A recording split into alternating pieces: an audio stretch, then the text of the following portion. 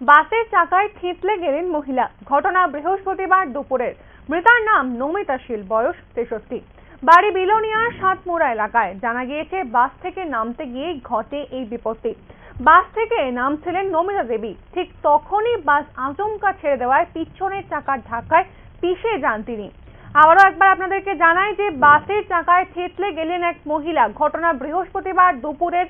মৃতার নাম নমিতা শীল। বাস থেকে নামছিলেন নমিতা দেবী, তার বয়স 63। বাড়ি বিলোনিয়ার সাতমোড়া এলাকায়। জানা গিয়েছে বাস থেকে নামতে গিয়েই ঘটে এই বিপত্তি।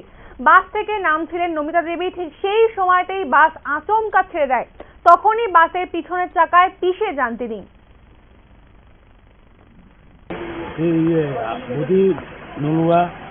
মানে তোমার বদি হয়? বদি, আমার বদি। কি নাম? নমিতা শীল। হ্যাঁ, বয়স কত? বয়স থেকে 48, 50-এর কাছাকাছি। উনি আত্মীয় বাড়ি থেকে গিয়েছিল, তখন সেখানে তাকে গাড়ির থেকে নামার সঙ্গে সঙ্গে গাড়িটা টান দিয়েছে। মানে গাড়িতে অ্যাক্সিডেন্ট নিয়ে মাথার সামনে জায়গাতে